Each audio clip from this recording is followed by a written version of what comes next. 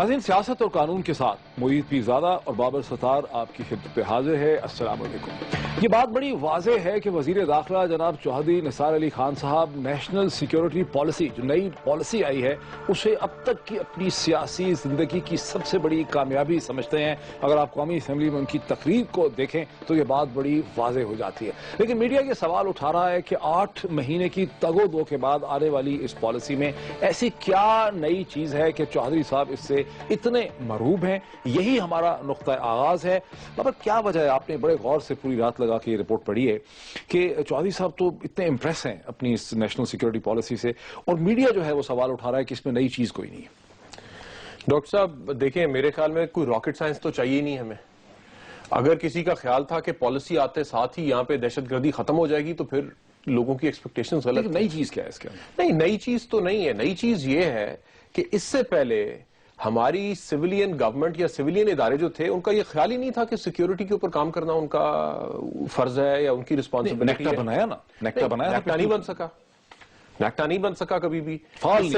इससे पहले 5 साल एक हुकूमत रही, कोई नेशनल नेक्टा बना, कोई नेशनल सिक्योरिटी पॉलिसी नहीं, फंक्शनल नहीं हुआ नेक्टा। नहीं, कानून बनाने से तो पॉलिसी नहीं बनती ना डॉक्टर साहब। जी, एक आईजीपी साहब लेके उसको बैठे तो रहे ना यहाँ पे, ये F8 के पीछे उसकी बहुत बड़ी एक बिल्डिंग थी, उसमें बैठे डॉक्टर साहब। एक कानून था ना, नेक्टा तो रही, नेक्टा रहा। तारिक परवेज साहब थे, वो बड़ी कोशिश करते रहे कि कानून पास हो जाए। कानून फिर एक स्टेज पे पहुंच गया, लेकिन उसमें झगड़ा बेसिकली ये हो गया कि रहमान मलिक साहब ने उसके अंदर कोई 15 या 20 तरामीम की, और उन तरामीम में खाली एक बात ही लिखी हुई थी कि हर चीज के लिए जवाबदेह इंटीरियर मिनिस्ट्री को होंगे। अब नेक्टा आप उस वक्त बना रहे थे, वो ऐसे माहौल में बन रहा था जहां पे ISI ने भी आना था। अगर आपने इंटेलिजेंस कोऑर्डिनेशन करनी है तो DG ISI रहमान मलिक साहब को तो नहीं रिपोर्ट करेंगे आके। स्पेशली उस गवर्नमेंट में तो वो भी बड़ा प्रॉब्लम हो गया था। शुरू में इन्होंने कहा था कि ISI रिपोर्ट करेगी इंटीरियर को, तो वो एक झगड़ा चल रहा था। अब क्या फर्क पड़ा है इस पॉलिसी में? तो उन्होंने स्टेटस रेज कर दिया ना। उस वक्त भी झगड़ा ये था कि इदारे ये कह रहे थे कि जनाब प्राइम मिनिस्टर को चेयरमैन इसका बना दें, उन्हें हम रिपोर्ट करेंगे, लेकिन इंटीरियर मिनिस्टर को हम नहीं रिपोर्ट करेंगे। वो टर्फ वॉर सी चल रही थी। अब उन्होंने क्या किया कि इसका स्टेटस ही रेज कर दिया। सो प्राइम मिनिस्टर बैठेंगे, जो इसका जो बोर्ड बनाया उसके अंदर है कि प्राइम मिनिस्टर हैं, चीफ मिनिस्टर्स हैं, आपके कोई की मिनिस्टर्स हैं, फिर आपकी चेयरमैन जॉइंट चीफ्स भी हैं, आपके सर्विस चीफ्स भी हैं। सो एक निसार साहब का क्या रोल है नेक्टा के अंदर? चौधरी निसार का इंटीरियर मिनिस्टर एक तरह का इस पॉलिसी के तहत की सेक्रेटेरियल रोल प्ले कर रहे हैं, यानी जो एग्जीक्यूटिंग एजेंसी है एसेंशियली, वो आपकी मिनिस्ट्री ऑफ इंटीरियर है। डॉक्टर साहब देखिए, इस चीज को अप्रिशिएट करते हैं एक सेकंड के लिए। इससे पहले सिविलियन गवर्नमेंट ये रोल प्ले नहीं कर रही थी। कायरा साहब ने एक दफा एक्सप्लेन किया कि जनाब होता इस तरह था कि पूरे का पूरा काम तो फौजी कर रही थी। तो मैंने उनसे पूछा, जी ऐसा क्यों था? तो आप क्या कर रहे थे? क्यों होता था? कहते हैं कोई कोटरदू से मिनिस्टर आ रहा है, कोई कालाशाह काकू से आ रहा है, कोई अपनी कॉन्स्टिट्यूंसी से निकल के आ रहा है। आप एक जगह बैठते हैं नेशनल सिक्योरिटी की बात करने के लिए, वहां पे फौज आती है, एक पावर पॉइंट प्रेजेंटेशन देती है, बताती है कि जनाब ये 5 बातें हैं, और बड़ी अच्छी है, महारत हासिल है उन्हें, ये चीज आपको बताते हैं कि क्या मसला है, आपको बताते हैं इस पे कैसे सोचना है, क्यों सोचना है, और बात खत्म हो जाती है। मुझे लगता है कि ये पहली दफा है कि इंटीरियर मिनिस्ट्री ने, देखिए 94 पेजेस तो निकाले हैं, लेकिन कुछ एनालिसिस हुआ है, बाकी इंटरनेशनल मॉडल्स आपने देखे हैं, आपने स्टैटिस्टिक्स निकाले हैं कि क्या प्रॉब्लम है, और उसके बाद अगर आप इस पॉलिसी को पढ़ें तो आपको यह नजर आता है कि जो कॉजेज हैं वो तमाम के तमाम इसमें आइडेंटिफाई हुए। अच्छा, एक तो बड़ी चीज आपने ये बताई कि इसमें जो बुनियादी फर्क है कि पहले इंटीरियर के तहत या मिनिस्टर इंटीरियर के तहत नेक्टा को ऑर्गेनाइज किया गया और ISI को उस पर एहतराज था। अब इसका लेवल जो है ऑर्गेनाइजेशनल या इसका जो हायरार्किकल लेवल है, रिपोर्टिंग लेवल को राइज कर दिया है, बढ़ा दिया गया है, और वजीर आजम पाकिस्तान बजाते खुद नेक्टा को हेड करेंगे और उसके साथ 4 सूबों के चीफ मिनिस्टर उसमें होंगे। इसलिए ISI की इंटेलिजेंस कम्युनिटी का जो एहतराज था कि वो रिपोर्ट करें इंटीरियर मिनिस्टर को, वो खत्म हो गया। लेकिन इसके अलावा क्या चीदा पॉइंट है इस पॉलिसी के? डॉक्टर साहब देखें, पॉलिसी और स्ट्रक्चर्स ये दोनों चीजें मुख्तलिफ हैं। जो इदारे बनाए गए हैं, नेक्टा भी एक इदारा है, जो पॉलिसी है तो एक बड़ी पॉलिसी है कि एक दहशतगर्दी का मसला है और उसे पूरे मुल्क में आपने इमीडिएट टर्म एक्शन आज क्या करना है, मीडियम टर्म क्या है और लॉन्ग टर्म क्या है, इन तमाम चीजों के अंदर اسٹیبلش کیا گیا ہے. اور مجھے یہ بات سمجھ آئی ہے جو پالیسی میں لکھا. اچھا میں اس بات سے اگری کرتا ہوں کہ پالیسی کو بہتر لکھا جا سکتا تھا. اچھا میں اس بات سے اگری کرتا ہوں کہ پالیسی لکھنا نہیں آیا بیچاروں کو. ہاں اس کی ترتیب بے ترتیبی اس میں نظر آتی ہے. کیا مطلب کس طرح کی؟ یعنی کہ چیزیں بکھری ہوئی ہیں. یعنی ایک جگہ کے اوپر آپ بتا سکتے ہیں اگر مدرسہ ریفارم کرنا ہے, فار ایگزامپل میں ایک ایگزامپل دے رہا ہوں, اس میں جائیں گے تو بات کر لیں گے, تو آپ ایک جگہ پہ بتا دیں کہ جناب یہ اس کے 10 کمپوننٹس ہیں, یہ ایسے کریں گے, یہ ایسے کریں گے.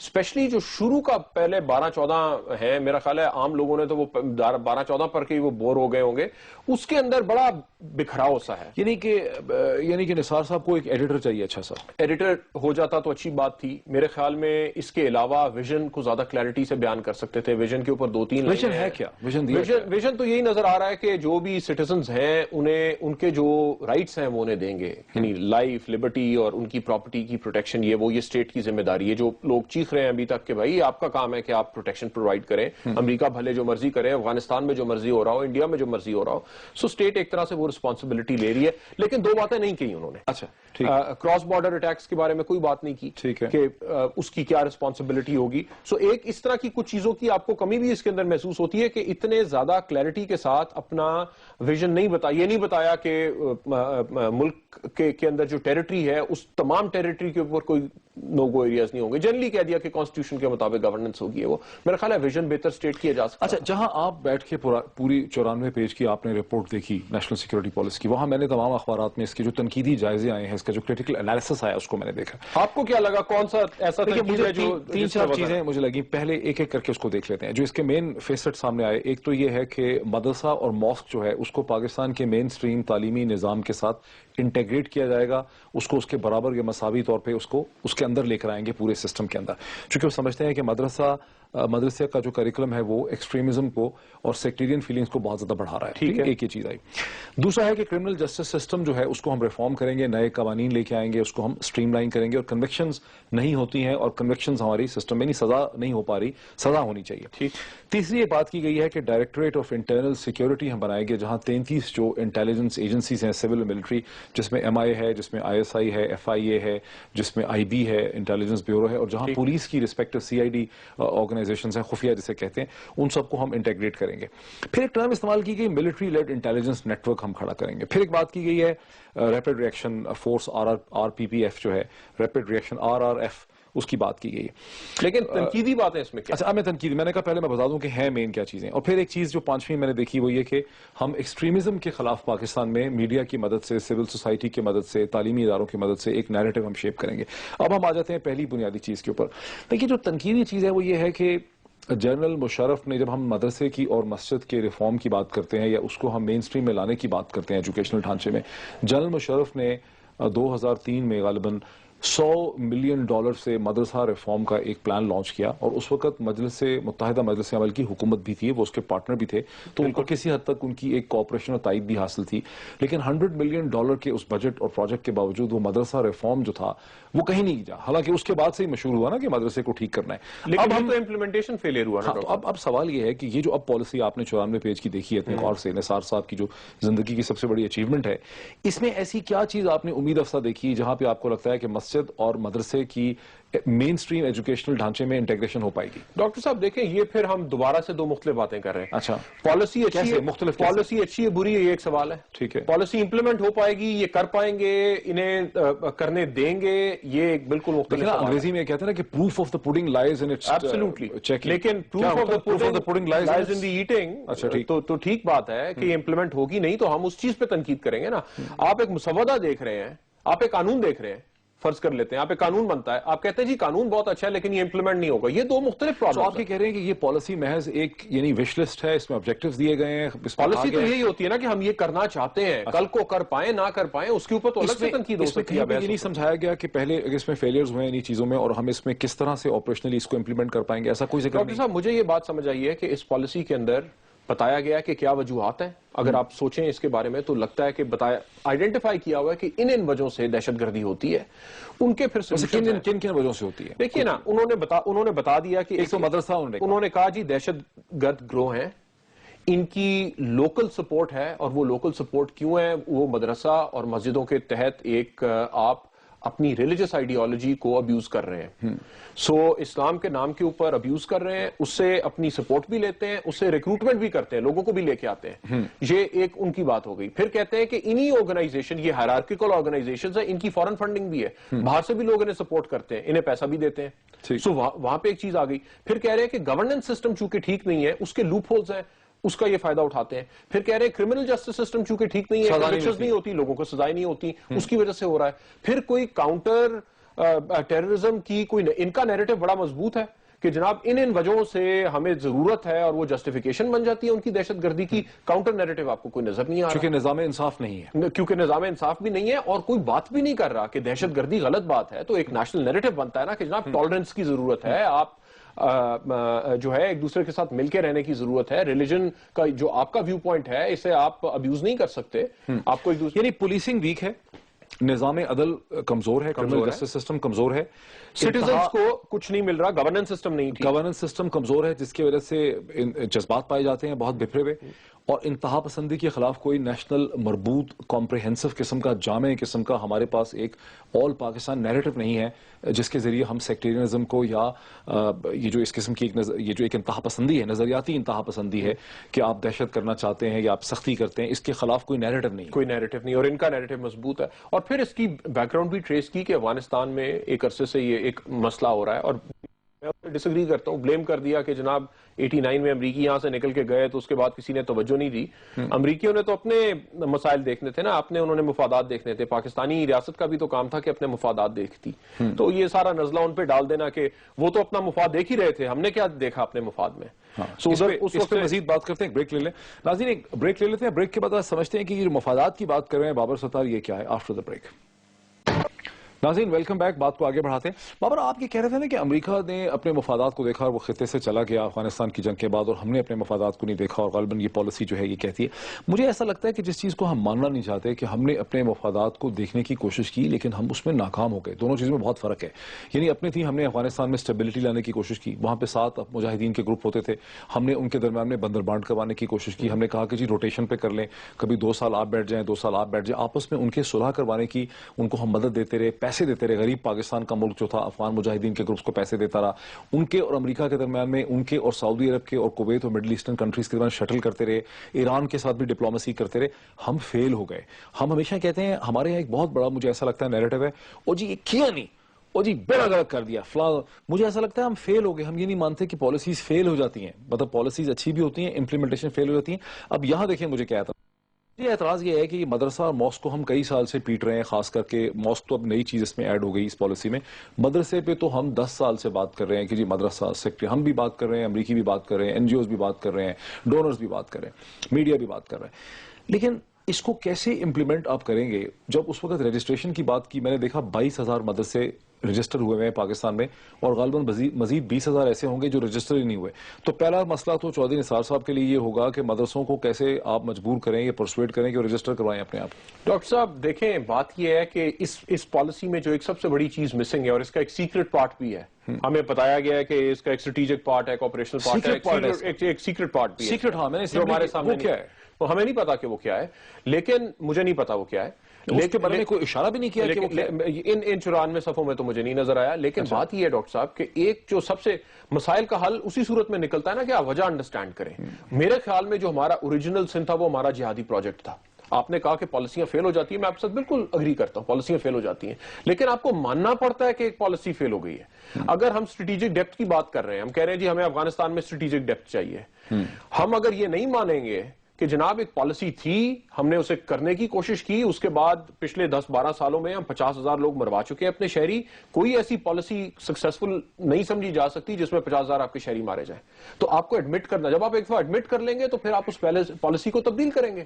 اسی طرح جو جہادی پروجیکٹ ہے, اب مدرسہ ریفارم, لوگ کہتے ہیں جناب یہاں پہ غربت بہت زیادہ ہے, اس وجہ سے یہاں پہ دہشت گردی ہوتی ہے. کچھ لوگ یہ کہتے ہیں جناب جو آپ کا مذہب ہے اس کا غلط استعمال ہوتا ہے. لیکن ان دونوں چیزوں کو کمبائن تو ایک اسٹیٹ پالیسی نے کیا نا, جس نے کہا کہ ہم ان دونوں چیزوں کو کمبائن کر کے جہادی بنائیں گے اور انہیں ہم نیشنل سیکیورٹی کے لیے. میں آپ سے ایک سوال پوچھوں. دیکھیں, یہ تو بہت اعتراض کیا جاتا ہے کہ ہم نے افغانستان کے بارے میں ایک اسٹریٹجک ڈیپتھ کا کانسیپٹ بنایا ہوا تھا, لیکن دوسری طرف یہ ہے کہ جب افغانستان میں امریکہ نے وڈرا کر لیا 1988 میں, وہ چلے گئے وہاں سے, سب کچھ چھوڑ کے پیسہ دینا انہوں نے بند کر دیا, اور وہاں پہ 7 مجاہدین کے گروپ تھے. پاکستان کی سب سے بڑی ضرورت یہ تھی کہ افغانستان میں اسٹیبلٹی آ سکے, ایک مستحکم حکومت ہو, بیکاز یہ احساس تھا کہ اگر وہ آپس میں لڑتے رہیں گے, اسٹیبلٹی نہیں ہوگی, ایک سینٹرل گورنمنٹ نہیں ہوگی, تو ہمارے لیے مسائل رہیں گے اور ہمیں ٹریڈ بھی ہم نہیں کر سکیں گے سینٹرل ایشیا تک. پاکستان نے بنیادی طور پہ کوشش یہ کی 1988 سے لے کے 1984 اور پھر طالبان کا سپورٹ کرنا, وہ یہ تھا کہ تاکہ افغانستان میں ایک سینٹرل حکومت بن جائے, اور اس میں ایران کے ساتھ بھی ڈپلومیسی کرتے رہے. ہندوستان کے انٹرسٹ ڈفرینٹ تھے. اب آپ یہ سجیسٹ کریں کہ پاکستان کو کیا کرنا چاہیے, کیونکہ یہ کہنا کہ پاکستان نے جو کیا وہ غلط تھا, یہ تو سب لوگ کہہ رہے ہیں. آپ کے خیال میں کیا کرنا چاہیے تھا 1988 کے بعد, جو کرتے تو بہتر نتیجہ نکلتا؟ ڈاکٹر صاحب یہ چھوڑ دیتے ان کے حال پہ. بالکل یہ سمجھتے کہ افغانستان ایک آزاد ملک ہے, وہ ایک نیشن سٹیٹ ہے, اس کے ساتھ تمام جو گروہ ہیں, کوئی بھی حکومت میں کل آ جائے گا. اگر باہر کے ملک ہیں وہ یہ فیصلہ کر لیں کہ ہم نے پی ایم ایل این کے ساتھ, اگر وہاں سول وار ہوتی رہتی ہے, سول وار چھڑ گئی تھی نا, چل گئی تھی, چھڑ گئی تھی, آپ تمام لوگوں سے بات کرتے کہ جناب یہ ہمارا موڈ ہوگا آپ کے ساتھ. ہمارے ریلیشن شپس دیکھ لینا ملکوں کے ساتھ. ترکی کے ساتھ ہمارا ٹھیک رہتا ہے جو بھی حکومت آئے, چائنا کے ساتھ ہمارا ٹھیک رہتا ہے جو بھی حکومت آئے, سعودی عرب کے ساتھ کسی حکومت کا بہتر ہوتا ہے, کسی کا کم بہتر ہوتا ہے, کیونکہ انہوں نے ایک پالیسی رکھی ہوئی ہے کہ یہاں پہ وہ کچھ لوگوں سے زیادہ بات کرتے ہیں, کچھ سے کم بات کرتے ہیں. تو یہ تو ملکوں کی اپنی اپنی پالیسیز ہیں. ہماری افغانستان میں ہم نے ایک ایسی صورتحال کریٹ کر لی کہ ہم نے کریٹ کر لی, ہو گئی سوویت وڈرول کے بعد, جو مرضی آپ کہہ لیں اسے, لیکن ایک ان فائٹنگ ہوتی رہی. اس کے بعد ہم نے ترجیح دی کہ ٹھیک ہے کسی نہ کسی حد تک طالبان آ جائیں یہاں پہ. دیکھیں نا, افغانستان میں اگر سول وار چھڑ گئی, ٹھیک ہے, اور سول وار ہمارے بارڈر پہ چھڑ گئی, تو اب ہم اس سول وار کو ہونے دیتے, اس میں شامل نہ ہوتے, اس میں فریق نہ بنتے. ہم اس میں شامل تو تھے نا, ہم امریکہ پہ بھی تو یہی پرچہ کرا رہے ہیں نا کہ آپ اور ہم شامل تھے, پھر آپ چلے گئے یہاں سے, پھر ہمارے پاس پیچھے چھوڑ گئے. ہم تو وہاں پہ گروپس بناتے رہے نا, پھر وہ یہاں پہ آپتے بھی رہے, ہم انہیں سپورٹ بھی کرتے رہے, پھر ان کی لڑائیاں ہم نہیں, جب جھگڑے نہیں ختم کروا سکتے. تھوڑا سا اس کو ہم دوسرے ڈائریکشن جا رہے ہیں, بات بڑی انٹرسٹنگ ہے. دیکھیں نا, امریکہ اور پاکستان مل کے تو سوویت یونین کی سینٹرل حکومت کے خلاف افغانستان میں جدوجہد کر رہے تھے. سول وار تو شروع ہوئی 1988-89 کے بعد, ٹھیک. جب سول وار چھڑ گئی, خدا نہ خواستہ پاکستان میں سول وار ابھی نہیں ہو رہی ہے. بلوچستان میں ہمارے ہاں ایک شورش ہے, ایک انسرجنسی. آپ دیکھیں امریکہ بھی انٹرسٹڈ ہے, بھارت بھی انٹرسٹڈ ہے, یورپین یونین بھی انٹرسٹڈ ہے, ماما قدیر صاحب آ رہے ہیں, وہ کہہ رہے ہیں نیٹو بھی اس میں انٹرسٹڈ ہو جائے. تو جب کہیں پہ شورش ہوتی ہے, یا ابھی سول وار نہیں ہے ہمارے یہاں, خدا نہ خواستہ, اللہ نہ کرے, لیکن جب کہیں پہ سول وار ہوتی ہے تو اس کے نیبرنگ کنٹریز پھر اس میں انٹرسٹڈ ہو جاتے ہیں. ڈاکٹر صاحب کس حد تک آپ کیا حکومت بنوائیں گے, کنٹرول ہوتا ہے, یا پھر آپ یہ دیکھیں گے کہ ہمارا انٹرسٹ کیا ہے. اگر آپ کا انٹرسٹ یہ ہے کہ جناب یہاں پہ آپ کی طرف سے ریفیوجیز آ رہے ہیں, اسے ہم ایسے کنٹرول کرنا چاہتے ہیں, لیکن اس حد سے ہم آگے نہیں جائیں گے آپ کے ساتھ, کیونکہ ہو سکتا ہے آپ جیت جائیں, ہو سکتا ہے دوسری پارٹی جیت جائے, آئیدر وے ہم افیکٹ ہو جاتے ہیں. ہمارا بیک یارڈ ہے نا, ہمارے ساتھ لگتا ہے. تو آپ تو تمام لوگوں سے آپ کو تعلقات رکھ کے چلنا پڑے گا. جب آپ بادشاہ بنانے والے بن جائیں, آپ کنگ میکر بننا چاہتے ہیں, پھر ایک بڑی مختلف بات. میرا بنیادی پوائنٹ یہ تھا کہ پالیسیز فیل ہو جاتی ہیں اگر وہ پراپرلی امپلیمنٹ نہ ہو. میں اس کے اوپر یہ بات کر رہا تھا ڈاکٹر صاحب کہ پالیسی کے اندر یہ ریکگنائز کریں کہ اس پالیسی کے اندر ایک بہت بڑی پرابلم سٹیٹ کا یوز تھا جہادیوں کا, اور اس پالیسی میں 94 پیج میں یہ نہیں نظر آ رہا کہ, اور ہو سکتا ہے وہ سیکرٹ پارٹ میں انہی چیزوں کو ایڈریس کیا ہو کہ دیکھیں نا, ہمارا پرابلم تو ہماری فورن پالیسی کی وجہ سے ہوا نا. افغانستان کی طرف ایک پالیسی تھی, وہ 9/11 کے بعد ہم تبدیل کرنی چاہیے تھی, نہیں کرنی چاہیے تھی, الگ بحث ہے. جب تبدیل کی, اس کا کانسیکوینس یہ نکلا کہ بہت جہادی ہمارے خلاف ہو گئے. ٹھیک ہے, اب اب ایک اور فیلئر دیکھیں, مجھے بڑا خوفناک اس میں ڈیفیکلٹ لگتا ہے. دیکھیں, جب ہم, یہ بات تو بڑی اچھی ہے اس نیشنل سیکیورٹی پالیسی میں, نثار صاحب کی پالیسی میں یہ آ گیا کہ مسجد کو ہم انٹیگریٹ کریں گے ایجوکیشن سسٹم کے اندر, مدرسے اور مسجد کو. باقی اسلامی دنیا پاکستان کو چھوڑ کے, ترکی ہو یا ایجپٹ ہو یا شام ہو یا عراق ہو یا ایران ہو یا الجزائر ہو یا سعودی عرب ہو, مسجد کی کسٹوڈین اور ملکیت جو ہے, اس کی جو اونرشپ ہے وہ ریاست کے پاس ہے. ریاست مسجدیں بناتی ہے, اپنے خطیب رکھتی ہے, وہاں پہ اس کے علماء دین ہوتے ہیں, ان کو تنخواہیں دیتی ہے. پاکستان کے اندر مخیر حضرات بناتے ہیں, مختلف فرقوں کے پاس اپنی اپنی مساجد ہیں پاکستان کے اندر. یہ چودھری نثار صاحب کے لیے بہت بڑا چیلنج ہوگا انہیں یہ کنونس کرنا کہ جناب یہ پالیسی میں کیا تبدیلی کریں گے, آپ مجھے بتا دیں. ڈاکٹر صاحب, میرا نہیں خیال کہ چودھری نثار صاحب کے لیے چیلنج ہے, یہ پاکستان کا چیلنج ہے, یہ تمام پولیٹیکل پارٹیز کا چیلنج ہے, اور یہ سیل کریں گے, ملٹری کا بھی چیلنج ہے. اس میں تو آپ کو تمام لوگوں کو ساتھ لے کے چلنا پڑے گا. دیکھیے, یہ کسی حد تک تو حکومت بھی کرتی ہے نا. لال مسجد کے جو خطیب ہیں مولانا عزیز, یہ بھی تو گورنمنٹ کے سرونٹ تھے نا. گورنمنٹ لیکن انہوں نے اپنا ہی کنٹرول کر لیا نا. تو کر لیا نا. یہ تو پھر آپ کی ایک طرح کی آپ نے ڈیل میکنگ کی نا. کسی حد تک فوج ان کے ساتھ ڈیل کر رہی تھی, ISI جسے بھی آپ کہہ دیں. اس کے بعد اور کیوں کر رہی تھی؟ ظاہر ہے کسی وقت ایک اسٹیٹ پالیسی تھی کہ آپ ان لوگوں کے تحت آپ کیا کروانا چاہتے ہیں. وہ پالیسی آپ نے کسی وقت ختم کر دی, وہ ان سے ناراض ہو گئے. اس کے بعد پھر PPP کی گورنمنٹ نے بھی کسی حد تک ڈیل کر لی کہ جناب ٹھیک ہے ہم آپ کو واپس لے آئیں گے, آپ یہ نہ کیجیے. اب آپ کیا سجیسٹ کریں گے, کیسے کریں گے؟ بات تو انہوں نے لکھ دی نا پالیسی میں کہ ہم ایسے کریں, کیسے کریں گے, کیا کریں گے, کیا سجیسٹ کرتے ہیں اس کے اندر ڈاکٹر صاحب تقریباً اس کے اندر اور 8 یا 10 پالیسیز نکلیں گی اس کے اندر سے. کیا مطلب جو اس کا امپلیمنٹیشن پلان ہے, اگر آپ وہ دیکھیں, وہ 4-5 صفحوں میں انہوں نے بتایا کہ یہ چیزیں ہم نے کہا ہے کہ ہم کریں گے. اس میں بتا دیا کہ کرنا یہ چاہتے ہیں, رسپانسبلٹی یہ ہے, ٹائم لائن یہ ہے. سو اگر مدرسہ ریفارم ہے تو اس میں انہوں نے بتایا رسپانسبلٹی, اچھا 6 مہینے میں آپ نے اس کی ایک پالیسی بنانی ہے. کون کرے گا؟ اس میں انٹیریئر بھی شامل ہوگی, ریلیجس افیئرز بھی شامل ہوگی, انٹرفیتھ ہارمنی والے بھی شامل ہوں گے. سو ایک بتا دیا, ایک ترتیب دے دی. اس پالیسی کے اندر سے جو اسی طرح کرمنل جسٹس سسٹم کی آپ پالیسی بنائیں گے, بارڈر کنٹرول کی پالیسی بنائیں گے, پولیس ریفارم کی پالیسی بنائیں گے. سو اس چونکہ اتنے سارے مسائل ہیں اور وہ سارے مل کے آپ کی اینٹی ٹیرر پالیسی بنتی ہے یا آپ کی انٹرنل سیکورٹی پالیسی بنتی ہے. اس کے اندر سے اگلے سال میں 6-7-8 پالیسیاں ایک بریک لے لیں, لیکن مجھے سمجھ آئی کہ اس نیشنل سیکیورٹی پالیسی کے بطن سے کئی چھوٹی چھوٹی پالیسیز اور نکلیں گی. ایک مدرسے کے لیے نکلے گی, کرمنل جسٹس سسٹم کے لیے نکلے گی, انٹیلیجنس کوآرڈینیشن کے لیے پالیسی نکلے گی, اور وہ پالیسیز اور آپریشنل پلان ہوگا. ایک بریک لے لیتے ہیں ناظرین, بریک کے بعد اس ڈسکشن کو آگے بڑھاتے ہیں.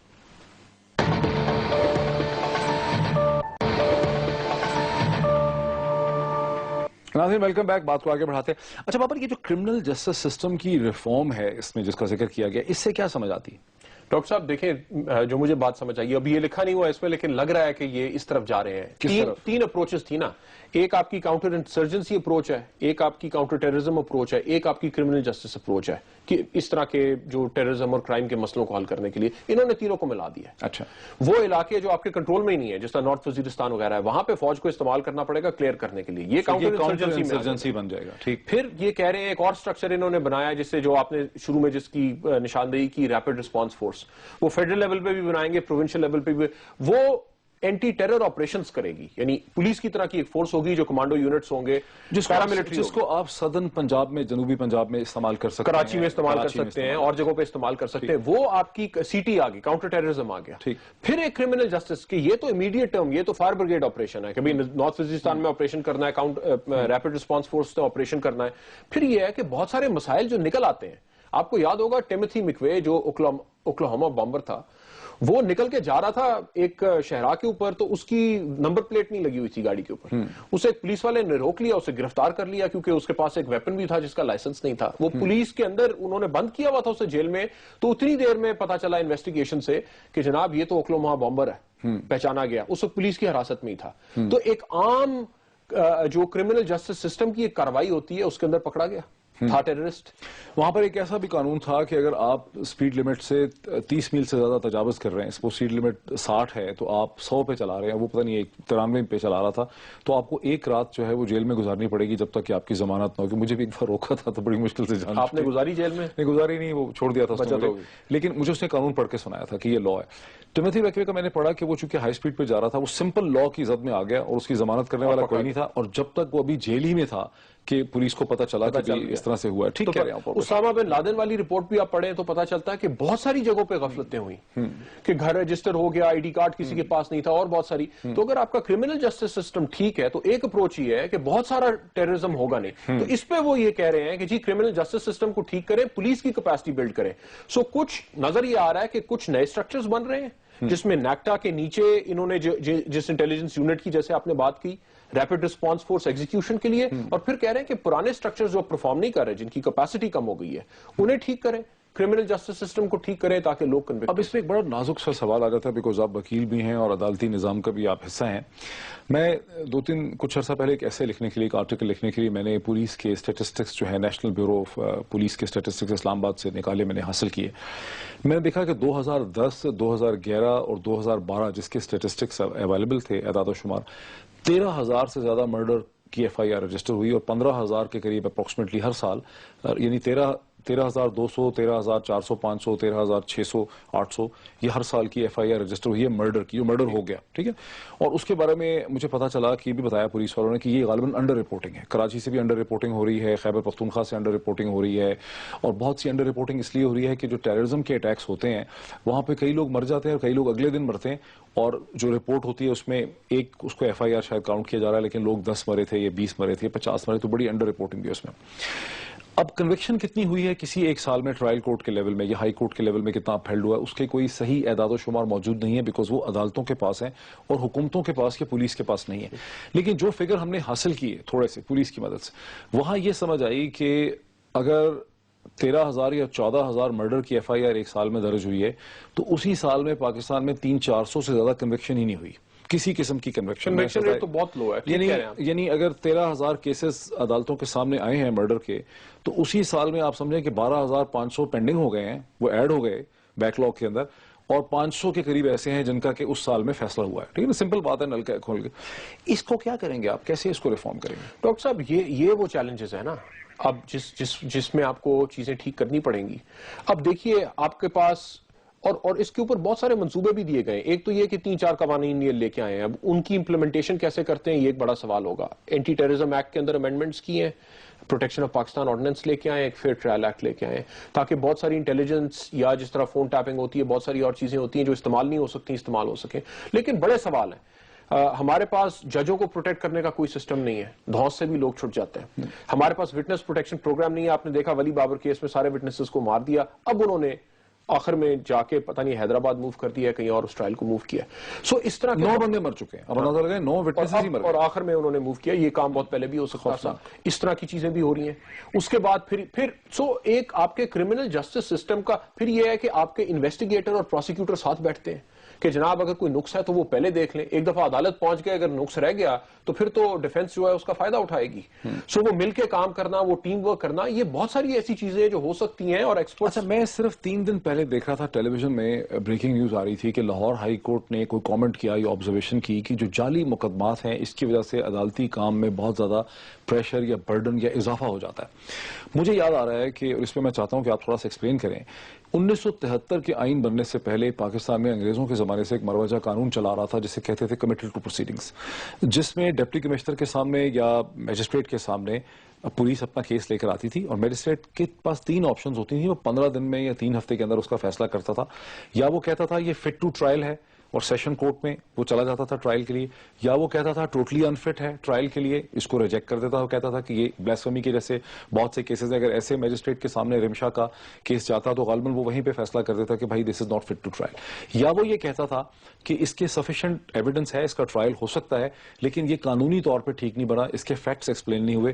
پولیس کو فائل واپس کر دیتا تھا. پولیس 10, 15, 20 دن میں دوبارہ اس کو سبمٹ کرتی تھی اور پھر وہ آگے جاتا تھا. اس کا فائدہ یہ ہوتا تھا کہ بڑے اسٹرانگ کیسز عدالتوں کے سامنے آتے تھے اور عدالتوں سے کنوکشن آسان تھی، عدالتیں جلدی فیصلہ کرتی تھی. کہتے ہیں کہ 1960 یا 70 کی دہائی میں پاکستان میں عدالتیں قتل کا مقدمہ سال کے اندر اس کو نبھا دیتی تھی، 6 مہینے 8 مہینے میں. ابھی صورتحال دیکھیں کہ آن این ایوریج پنجاب میں جہاں بہت زیادہ قتل ہوتے ہیں انفرادی بیسس پہ، وہاں 3-3, 4-4, 5-5 برس تک قتل کا مقدمہ ٹرائل کورٹ میں چلتا ہے، پھر کئی برس تک ہائی کورٹ میں لٹک جاتا ہے. پھر اس کے بارے میں کھپ پڑنے لگ جاتی ہے کہ یہ تو اپنی جتنی میکسیمم سزا اس کی ہو سکتی تھی 14 برس، وہ تو اس نے ویسے پورے کر لیے ہیں، اس کو چھوڑ دیں. اس کا حل آپ ایز اے وکیل کیا سمجھتے ہیں؟ دیکھیں اب یہ 2 کمیٹل ٹو پروسیڈنگز واپس آنی چاہیے. نہیں، 2 مختلف آپ نے پرابلمز آئیڈینٹیفائی کر دی. ایک تو پینڈنسی ہے کہ لمبا چلتا رہتا ہے. 2 ملین سے زیادہ کیسز کی پینڈنسی ہے پاکستان. اسے کم کرنا، ایک اس میں بہت سارے پرابلمز ہیں. قانون کو ٹھیک کرنے کی بھی ضرورت ہے، پروسیجر کو بھی ٹھیک کرنے کی ضرورت ہے، ہمیں خود وکیلوں کو ٹھیک ہونے کی ضرورت ہے، اور ججوں کو جلدی جلدی فیصلے کرنے کی بھی ضرورت ہے. اس کے اور بہت سارے مسئلے ہیں. دیکھیے 73 کے آئین نے سیپریشن آف پاورز کر دیا. اس سے پہلے میجسٹریٹ، ایگزیکٹو میجسٹریٹ بھی جوڈیشل فیصلے دیتا تھا. وہ ٹائم پیریڈ رکھا اور 90 وہ خراب تھا سلسلہ نیسیسریلی، وہ برا تھا. سیپریشن آف پاورز ہونا چاہیے جو آپ بات کہہ رہے ہیں. رزلٹ تو ٹھیک نہیں نکلے پاکستان کے لیے. ڈاکٹر صاحب ایک فیئر پروسیڈنگز کا ایک مسئلہ ہے نا کہ آپ نے جج جو ہے وہ نیوٹرل ہونا چاہیے، وہ اس پروسیس کا پارٹ نہ ہو. تو یہ کام جو آپ بتا رہے ہیں اور یہ جو لوگ دیکھتے ہیں، ٹی وی وغیرہ دیکھتے ہیں، باسٹن لیگل دیکھتے ہیں، باقی انگریزی فلمیں دیکھتے ہیں، اس میں ایک ڈسٹرکٹ اٹرنی ہوتا ہے. وہ کیا ہوتا ہے؟ وہ جج نہیں ہوتا. اس کے پاس انویسٹیگیٹر پولیس لے کے آتی ہے کہ جی ہم نے یہ مقدمہ بنایا ہے. وہ کہتا ہے نہیں ابھی یہ ٹھیک نہیں ہے انویسٹیگیشن آپ کی، اس میں یہ کمزوریاں ہیں، اسے ٹھیک کریں. اور پھر وہ لے کے جاتا ہے. آپ یہ کہہ رہے ہیں کہ جو ایگزیکٹو میجسٹریٹ یا ڈپٹی کمشنر یا اسسٹنٹ کمشنر کی جو پاورز تھیں وہ ڈسٹرکٹ اٹارنی کو ٹرانسفر کر کے ایک نیا دیکھیے یہ پروسیکیوٹوریل پاورز ہیں, پروسیکیوٹوریل کانفرنس ہوتی ہے جس کے اندر تو ہوتا ہے ہر ڈسٹرکٹ میں پبلک نہیں, لیکن وہ ساتھ شامل نہیں ہوتے نا. کس میں شامل؟ ایف آئی آر سٹیج کے اوپر آپ نے ایف آئی آر کاٹ دی, اس کے بعد آپ نے جیسی تیسی انویسٹیگیشن کی, وہ کر کے آپ نے آگے چلا دی, اس کے بعد پروسیکیوٹر کو پتا چلتا ہے جناب بے نظیر بھٹو مرڈر کیس میں آپ نے پروسیکیوٹر چینج کر دیا, اس میں ہم کنوکشنز نہیں اپنی کروا سکے. میریٹ کے کیس کوئی سیریسنس نہیں ہے نا کہ انویسٹیگیٹر اور پروسیکیوٹر نے مل کے بیٹھنا ہے کیونکہ آبجیکٹو کنوکشن لینا ہے. اچھا بریک لے لیں, بہت چیزیں رہ گئی ہیں بڑی کوئکلی, ہمارے پاس 5-6 منٹ ہوں گے بریک کے بعد. ناظرین بریک لیتے ہیں, بریک کے بعد اس ڈسکشن کو وائنڈ اپ کرتے ہیں. ناظرین ویلکم بیک. تھوڑا سا ٹاپک سے ہٹ کے میں تھوڑی چیز پہ نظر ڈالوں. بابا میرے ہاتھ میں یہ اخبار ہے, یہ نیشن اخبار ہے, بڑی خوبصورت انہوں نے ایک ہیڈ لائن لگائی ہے, legislators by the day and playboys by night. جب یہ ہماری جو ہے نا اسمبلی یہ ڈیبیٹ کر رہی ہے اس کے اوپر نیشنل سیکورٹی پالیسی پہ, تو اسی وقت جمشید دستی صاحب نے الزام لگایا کہ جو لاجز ہیں وہ لاجز میں رات کو وہاں پہ مجرے ہوتے ہیں, وہاں پہ شراب ہوتی ہے, وہاں پہ افہیم اور چرس وغیرہ چلتی ہے, اور یہ 62, 63 آئین وغیرہ. تو اس کا مطلب ہے کہ ایک سائڈ پہ تو ہم نیا قانون بنا رہے ہیں, قانون سازی کر رہے ہیں ملک کے حالات ٹھیک کرنے کے, اس کو کس پالیسی کے ذریعے ٹھیک کریں گے آپ, کیا کریں گے اس کا؟ ڈاکٹر صاحب اس میں عامر متین صاحب نے آج ایک آرٹیکل بھی لکھا ہے, وہ کہتے ہیں کہ جناب یہ جو کاؤنٹر نیریٹو ہے وہ یہی نظر آ رہا ہے نا کہ یہ کاؤنٹر نیریٹو اب بنا رہے ہیں. مجھے تو دستی صاحب کی سمجھ نہیں آتی. پہلے یہ وہ صاحب ہیں جنہوں نے جعلی ڈگری بھی دی, اس کے بعد انہیں نکالا گیا تو وہ تھا کہ جناب جمہوریت برباد ہو گئی ہے کیونکہ لوگوں نے الیکٹ کیا تھا, انہیں نکال دیا. پھر الیکشن کمیشن یا الیکشن ٹرائبونل نے روک دیا تو انہیں یہ روئے لوگوں کے سامنے کہ غریب آدمی ہے, مروا دیا. اسی جمہوریت میں یہ پھر واپس آئے تو انہوں نے کہا جناب چیف جسٹس صاحب کو جو ہے ایکسٹینشن ملنی چاہیے, وہ انہوں نے ایک آئینی ترمیم کا بل پاس کر دیا. اب ایک نیشنل سیکیورٹی کے اوپر ڈیبیٹ ہو رہی ہے, پوائنٹ آف آرڈر پہ کھڑے ہو کے کہہ رہے ہیں کہ لوگ چرسیں پیتے ہیں نیشنل اسمبلی میں. اچھا یہ وہاں کیا یہ نیشنل اسمبلی میں کھڑے ہو کے کہا وہاں ہوا نا درمیان میں اس کے. اچھا یہ دوسرا کانٹیکسٹ ہے, لیکن اچھا کانٹیکسٹ تو بڑا عجیب و غریب ہے, لیکن دوسری طرف بھی آپ ایک عجیب و غریب قسم کی منافقت دیکھیں کہ اسپیکر صاحب کہہ رہے ہیں کہ یہ کیسے ہو سکتا ہے, یعنی اس ملک میں کیا یہ ہو نہیں رہا ہے؟ کیا پاکستان میں, لاہور میں, اسلام آباد میں, کراچی میں اس قسم سے دن دھاڑے ایسا ہو رہا ہے کہ نہیں ہو رہا؟ یا تو ہم اس کو ایکسپٹ کر لیں کہ بھائی یہ ایک نارمل روٹین ہے, ملکوں میں کچھ پرسنٹیج پاپولیشن ایسا کرتی ہے, ٹھیک ہے, اور اس کو ایکسپٹ کر لیں, کوئی ایشو ہی نہیں ہے, اس کو اتنا بڑا اس کو ایشو بنا کے بھی ڈسکس کریں. الٹا ہو یہ رہا ہے کہ ایسا لگتا ہے کہ جمشید دستی کو کہیں سزا نہ مل جائے. یہ ایشو ڈاکٹر صاحب دیکھیں نا, اسکینڈل جو ہے وہ تو بکتا ہے, پھر یہ اسکینڈل بک رہا ہے کہ جی فحاشی اریانی, یعنی ہمارے ملک کا تو مسئلہ ہی ہے کہ یہ فحاشی اریانی میں ہم پھنسے ہوئے ہیں.